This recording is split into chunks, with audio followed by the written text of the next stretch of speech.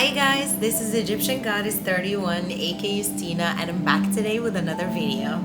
To get started, just make sure that you hit that like and subscribe button below to stay tuned for more videos. I wanted to talk about on how I cleanse myself and my space.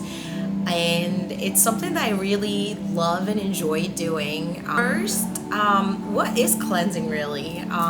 I know that maybe you think it's cleansing like taking a cleanse to lose weight, and I'm not talking about that. So cleansing is a way of clearing old energies to welcome new ones. So that's really the best way to describe it. You're pretty much getting rid of all that negative energy that's been living in your home and within you to make room for more positive and new ones coming into your house and for yourself. Now, when do I cleanse? I suggest cleansing, let's say if you're moving into a new home. Obviously, if you're going into a new place, you never know who was living there before, what kind of energy they had, the issues that the trauma that they were dealing with that causes a lot of negative energy and that could be living in the house. So that's one of the biggest thing that I always suggest to do. If you're moving into a new place, make sure that the first thing you do when you walk in that apartment or the home after you get the key is to definitely cleanse. I like to cleanse after maybe an argument, whether it's with a family member, my boyfriend. It just get rid of that bad vibes over here. So definitely after an argument is another time when I would like to cleanse. I like to cleanse literally on the weekly after cleaning. It just feels so good that after you clean your house to just cleanse and start the week right.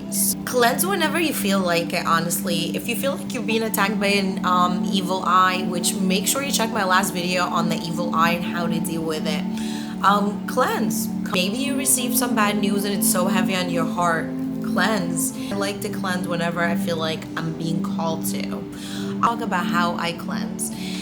So I actually like to use either Palo Santo or sage, and I have some right here. It's my Palo Santo right there. We have some blue sage right here. I know the coloring, just making it look like a normal one, but it is blue. We actually have some white sage as well. Actually, when it comes to the Palo Santo, I read somewhere that some culture and tribes feel like it's disrespectful when you cleanse with Palo Santo, but that's something I'm gonna have to dig deeper and look more into and do some research on. But if you have some insight on that, please let's educate each other and just comment below and let me know if what I read is true, because honestly I love using Palo Santo a lot, but out of respect for cultures, I don't want to be offending anybody if I'm using it when I'm not really supposed to. The difference between Palo Santo and sage is Santo adds positivity into your home, and sage clears out any negative energy. Now, when I start cleansing, I actually like to start cleansing by cleansing myself first before I start cleansing my home. I'm gonna demonstrate for you all. I like, almost burned myself. I'm using a torch because it's just so much easier to light these things up instead of a lighter. When I like to cleanse is I like to open my window. Make sure that you open your windows, because if you're trying to get rid of negative energy, you don't want it to be still stuck in your home. So open any windows in your home when you're cleansing your whole house, even before you start cleansing yourself. I start by just cleansing myself, get up all up in there, just from my head to toes, honestly. I set intentions out there. What am I trying to clear? Am I trying to clear maybe me being lazy? Maybe I was lazy this week. Maybe I received bad news and I'm trying to release that and clear it out of my life.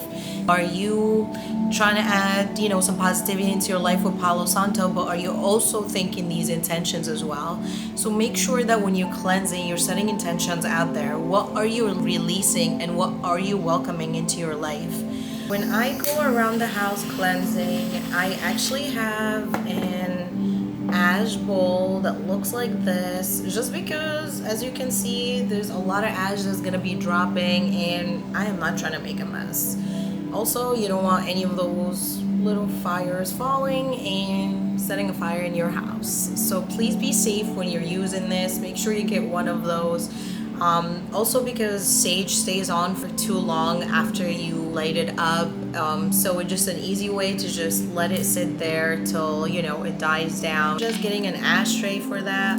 Sure that you clean every corner in your home, because that's where usually negative energies like to get into. I start with the kitchen and then I just go around my house and intention as I'm cleansing. I even, in the little closet, I make sure to open it, whether it's an AC room, your laundry room. Fast as you're cleansing, I make sure to say I release what no longer serves me. Of course, every time when we're starting a new week, especially when I'm doing my weekly cleansing, I just like to start the week on a positive note. So I always say what no longer served me in the past week.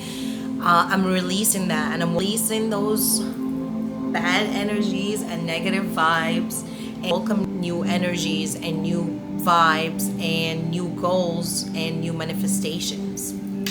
I even cleanse my animals. Animals have chakras too and energies that they need to align just like us. And if you go to the park and people are just petting your dog, that's energy transfer. You never know what somebody's could be going through and they're transferring that into your pet. You could be having negative energy and you're sitting there all the time with your pets, touching them and petting them, and like I said, it's energy transfer. You're transferring those bad vibes and bad energies into them, and they deserve to feel good and be freed from whatever you transfer into them or other people did. My dog is so used to it that he just sits there and actually lets it happen, but my cat is not a fan because he be trying to smack the sage, so I still try to get it done. But yeah, cleanse your pets. Get new crystals or jewelries that has any crystals, or sure to cleanse them as well.